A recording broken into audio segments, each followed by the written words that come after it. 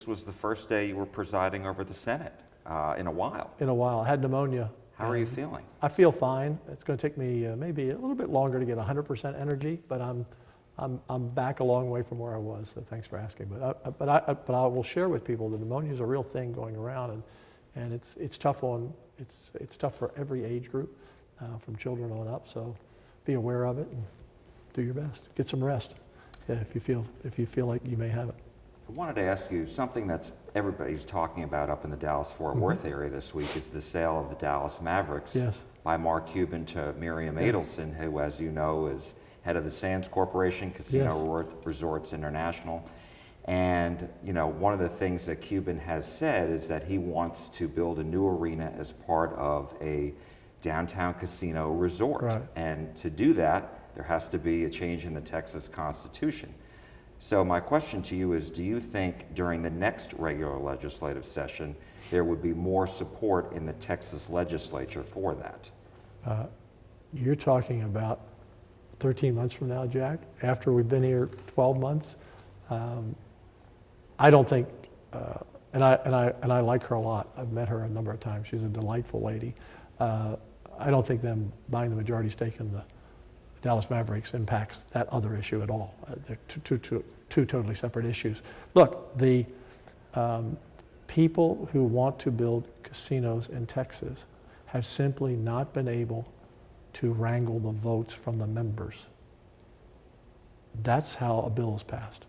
It's not up to the governor, it's not up to the speaker, and it's not up to me. You know, the governor last time said, I'll look at a bill. Well, that's not exactly a ringing endorsement. You know, I didn't see the governor do anything to try to pass it. I didn't see him call a press conference on it. The House tried, they failed on the casino. We didn't have the votes or anywhere near those in the Senate. So I've continued to tell the people who are interested in that, like any other bill we pass, you have to get the members to support it. You can't take a shortcut and say, well, if the governor says, vote for it, or the lieutenant governor, or the speaker, then it happens. You want to put that to the test? Look at school choice. The governor's been working on that issue, not gambling. He's working on school choice all year. I've been working on school choice. We passed it in 15, 17, and 4 times this year.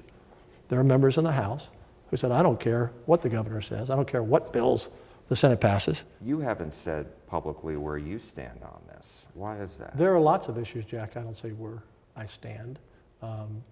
We pass hundreds of bills, and there are priority bills that I talk about, obviously, property taxes, securing the border, things that everyone in the community, the Republicans and many Democrats support, school choice, for example, parental rights. I don't take a position on every bill, but I have been very consistent in one thing that the public wouldn't notice, but I've said this to anyone on any issue. I do not split my Republican caucus. And what I mean by that is we have 19 Republicans. If there's a bill coming to the floor that's going to be a 10-9 vote of Republicans, I don't bring it to the floor. I don't care what it is, because that's how you divide your membership. So I bring bills to the floor that we have at least 15 or 16 out of the 19 who support it. Usually it works out, it's unanimous, or maybe 18 out of 19. I mean, we had 1 no vote on school choice, for example. But in the House, they pass a lot of legislation with a majority of Democrats and maybe half the Republicans. We don't do that in the Senate. There might be some small bill or something a Democrat has, but on any major legislation, we don't pass a bill with 12 Democrats and 8 or 9 Republicans. And my experience and my knowledge is that we aren't even anywhere close to having 15 votes or 16 votes for casinos or sports betting. I think sports betting may be a little closer than the casinos. And you'll also note, Jack, that when the session was over, there was not a hue and cry from voters calling their senators or their House members, gosh, you didn't pass it, I needed this bill. We do get that on other bills. So the members aren't really getting a lot of that feedback. And I've told the casino people and the sports betting people, that's just the way it works here. They just look at it, well, this bill, and no, you have to build the support, and you build the support by working one-on-one with senators. Look, it took me, Jack, 10 years to pass this big property tax bill. Property taxes. I had to build a consensus. And there were times when I was in the Senate, I couldn't even get a bill on the floor. Then Lieutenant Governor wouldn't even bring the bill up. And so this big property tax cut I've been working on this before I was a senator for 20 years. Big things don't happen overnight. You just don't wave the magic wand. You have to get in the trenches and grind it out. And all the lobby who likes to say, well, it's Dan Patrick, or it's Greg Abbott, or it's the speaker, they have to blame someone on their failures. And don't forget, the lobby, they don't mind if a bill fails because they get paid to try it again. I wanted to ask you about a judge's ruling yesterday ordering DPS to release all of the law enforcement files on the deadly shooting in Uvalde last year. And so I'm wondering, is that something you support, or do you think that DPS should try to appeal that?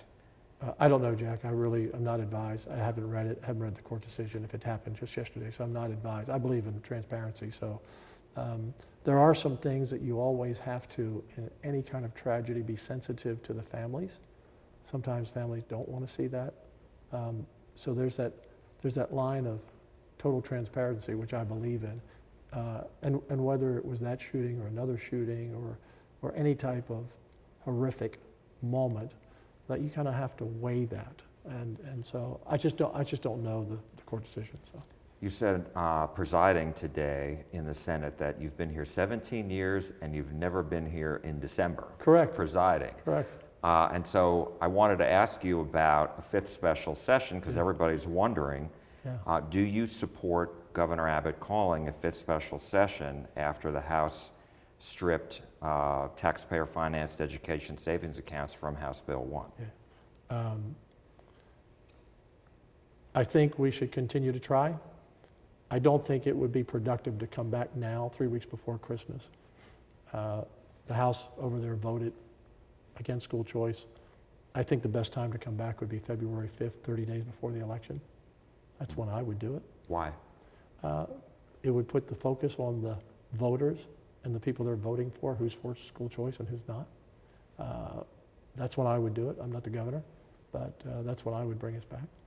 Should the House pass Senate Bill 2, which was about teacher pay raises. Teacher pay raises and raising the per student allotment for school districts. Yeah, Jack, I have been careful in the past, almost every year I've been here, to be very protective of the House and not be overly critical because we have to work together. We want to work together, and the voters don't want to see us. They don't want to see infighting between the governor and the speaker, the governor and me, or the speaker and myself. They don't want to see that. But the House is just totally dysfunctional. Dade is incapable of leading in the House. I mean, every bill that the governor put on the call since summertime, the Senate's passed. Every one. Every one. It's got an SB in front of it. It doesn't matter if it's an HB in front of it. I don't care if it's a House bill or a Senate bill. But they either pass bills that have to be totally rewritten or they don't pass the bills at all. So the Speaker apparently, I haven't read it in full, put out a statement today about school security money and that we waited long. There's 5 days left in the session. It doesn't end until the middle of next week. So he's saying, what he's really saying is he can't get a quorum is what he's saying. He can't get his members back because they've just said, we're not coming back, is my belief. There's 5 days left. If he doesn't bring them back, rural teachers aren't going to get a $10,000 pay raise. Urban teachers aren't going to get thousands of dollars in pay raises. School security is not going to get the $800 million that we passed off the floor today. And because there have been 6 lawsuits filed against the constitutional amendments that the people just overwhelmingly voted for, that they could all be delayed for years. Because we have a constitutional amendment that passed in 2021 that the trial court in Travis County still has not taken up. It had to do with a city and county issue. So there have been 6 lawsuits filed against the 13 constitutional amendments that passed overwhelmingly by the people, including the pay raise for retired teachers, the COLA for them, the property taxes, everything else that the people overwhelmingly supported. And 6 people are suing because they didn't like the process of it. Well, if we pass Senate Bill 6 today that says the Travis County District Court must hear the case, no longer than 50 days. They have to decide, hear it and make a decision. And that the appeals court and the Supreme Court have to make a decision here in 30 days, because right now it's 180 days. So, and that would fix this situation? That would fix this situation. And Dade Phelan says, we don't have time to do anything. He's got 5 days left. These lawsuits, by the way, just were filed last week. The Senate took quick action today. We wrote a bill. We passed the bill 23-1. And the House is saying we're not coming back. So all of this is, if the teachers don't get a pay raise, the House killed it. If there's no extra money for school security, the House killed it. No school choice, the House killed it. And if these constitutional amendments that will delay people's property tax cuts and retired teachers' money for 1 to 2 years until it's decided, the House killed it. This is all on Dade, and he wants to blame everything on everyone else. I do want to ask you about that, but I want to go back and just make sure. You still say that the House should pass Senate Bill 2? Yes. Look, we passed the bill over there. Pass it. Even if Governor Abbott has threatened to veto? Our job is to pass legislation. It's the governor's decision to veto it or not. Now, he said he would veto it unless there was a school choice bill passed. But the House, they've had this bill. I'm just so tired of the phoniness of the Speaker. Well, we delayed. We passed the teacher pay raise, Senate Bill 2, and the school funding bill, with also $400 million for school security in it. We passed that bill close to a month ago. They've never even taken it up. So yeah, it should be passed, and then the governor can decide what he wants to do. Would you support, if he does veto it, because he said he would veto any legislation that does include ESAs, education savings accounts, would you support then an override of that veto? I don't think you would, we've never been in that situation, really. I believe that teachers should get a pay raise, period. And actually, if you look closely at what the governor said, he didn't really address that specific issue. So, but look, I understand where the governor's coming from, and I don't disagree that you need all the leverage you can get to give parents a choice to send their kids to school. And let's not forget this, Jack. 18 out of 19 Republicans voted for school choice in the Senate. Again, 4 times this year. And in the House, I believe it was, 75 or 76 out of 85 Republicans, all but 12. It was 21 Republicans. Or 21 Republicans, excuse me. That's right. So 64 out of 85. Yeah. Rough math. They didn't vote for the bill, and they are basically saying to the people of Texas, even though it's supported by over 80% of parents, Republicans, 60-some% of independent parents, almost 50% of Democrat parents to pick a school of their choice, these handful of members, including the Speaker, say, no, we're more important. Our view is more important. And I thought, and I said it, I thought it was very cowardly of the Speaker to not even cast a vote. I wanted to go back and ask you, because you've been very critical of Speaker Phelan and his leadership. Are you going to support one of his challengers? Are you going to campaign against him? I don't get involved in House races unless there's maybe a few I support. And that's rare. I try to stay out of House races. But are you going to support one of his challengers? No, I said I'm not getting involved. I'm not getting involved in his race. That's up for his voters in his district. The only time I get involved in the House races, and it's rare, a couple that I'll support. It's usually an open seat. I usually don't get involved in a race. But look, if we've got a handful of incumbents over there in the House that refuse to give parents the right for school choice, I support the governor. He's out there. He says he's going to oppose them and field candidates against them. I support that. Look, you've got a handful of Republicans over there for no reason, Jack, except their own bias. I don't even think they even know the issues. except for their own reason. They're stopping a bill that is, I view it as one of the most important bills that we can ever pass for families. And so if the governor wants to take them out, I get it. So I wanted to also ask you about Senate Bill 4, which has gone to the governor. Yes, yes. And the ACLU of Texas has warned that it's going to file suit to challenge it, basically saying it's unconstitutional. And, you know, the Republicans are just trying to see what they can get with this new Supreme Court. Yeah. I just pass bills. We pass a lot of bills. Our job is to pass bills that we believe are constitutional and let the courts decide. My job is not to be the judge and jury of the bill and what is constitutional or not. I've been around here a long time. We passed a lot of bills that some people said weren't constitutional, and the Supreme Court upheld them, and some bills we thought were locks, and the Supreme Court said no. How concerned are you about the state's power grid this winter, especially after ERCOT canceled this program that was basically encouraging and incentivizing companies to restart their mothballed power plants? Yeah. Look, you know, I've been on record since Hurricane Uri. We need more power, more natural gas, thermal, because we're not going to get nuclear plants or much coal because of the federal government. But we need to have more natural gas plants. We don't have enough. And we passed incentives, and this would be one of the constitutional amendments that the Speaker's going to kill if he doesn't bring people back to vote on Senate Bill 6. But we put an incentive package together to build more natural gas plants. You know, a 3% loan for 20 years, a 10% completion bonus, a property tax rebate. We need more power, Jack, and I'm very concerned about this winter. Look, I'm easy to work with, but on something that I truly believe in, I'm going to stand my ground and fight for the people of Texas. We need more power. So I tried to do that 2 years ago, as you know, and we didn't have support in the rest of the Capitol. This time we got it through, and we'll see who takes it up. I've convened a major conference on February 6th of people from all over the country, potential investors, to come in and go through these plans so that we hopefully have an uptake to build these plants. But in my view, 2 years ago, what we should have done was taken our money and built our own reserve plants. We should have built them as the state. And people, oh, that's going to destroy the free market. We don't have a free market now in this. So here's the deal. We put together this incentive package. I talked to the governor about it. If we don't get more plants built with this incentive package, then I told the governor I'm going to be back saying we need to build our own plants.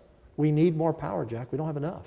I was going to ask, what is driving this? Because Texas has been growing all this time. Yeah. And so what's changed? Is it all these large data centers that have moved to Texas? Is it Bitcoin? Is it, you know, are they sucking up so much power that we can't keep up?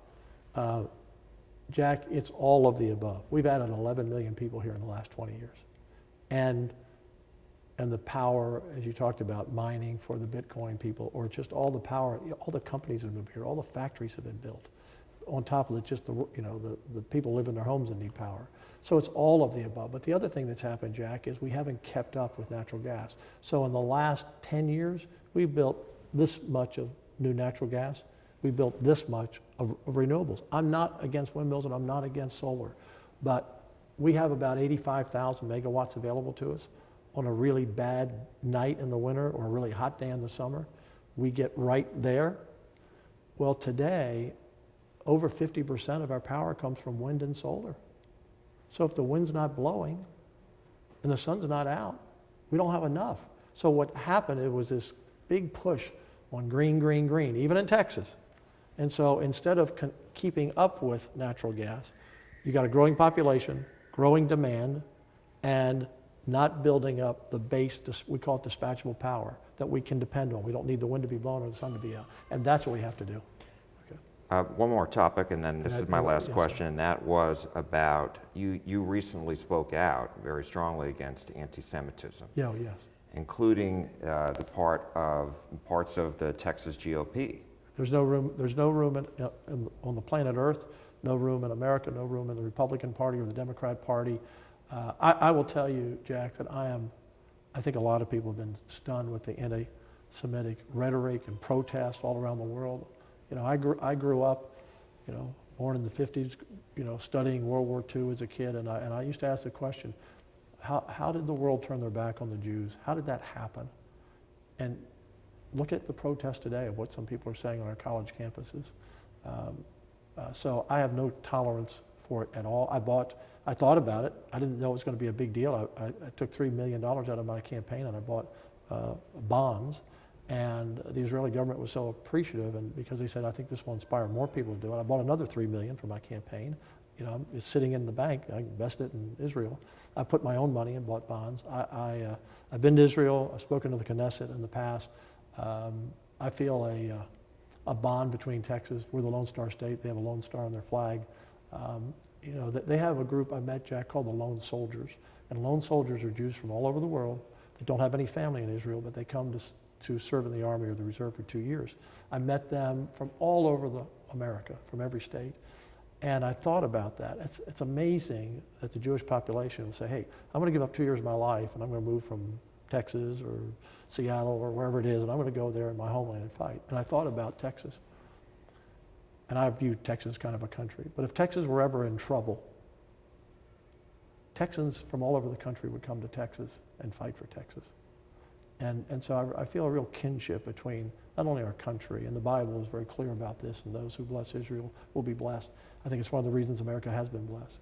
But I'm stunned by this anti-Semitic rhetoric, and so we'll do what we can. Hey, I want to close on one point. You can edit it back to the other, on the school choice. I just want to let you know this because it's never said. The opposition to school choice, including the members on the House floor, well, we're going to underfund public education. I hear it in the media all the time. It's the big lie, Jack. We spend $1 out of every $2 on public education or higher education. Our whole budget, about 50% of our budget, is on education. The Bible says in Matthew 6:21, where your treasure is, your heart will be. Well, our treasure is in education. We spend about 30%, 33% on healthcare. So that's now 80 to 83%. Education, healthcare. 10% on public safety. So that's over 90%. If you spend any more than 100%, that means you have to raise taxes. So we're spending $1 out of every $2. This year, our budget for education, depending on the final bills that pass, somewhere between a 14 and an 18% increase in funding, just this session. And we put more money into teacher pay going back to 19. I've focused on that my whole time as lieutenant governor. Teachers should be paid as professionals, not as a job. But right now, in the budget, is $39 billion for education. And it's $500 million for school choice. That's 1.28%. Public education is 5.5 million kids. School choice program is 50,000. That's roughly 1%. So anyone who says, any superintendent, any principal, any school board, any House member, that we can't pass school choice because it will undermine public education is just an absurd lie or a lack of knowledge. They said the same thing back in the 80s and 90s. People may not remember this, Jack. It was illegal to homeschool your children in Texas. Illegal. And look, now we have 600,000 homeschooled, and our school system was one of the biggest in the country.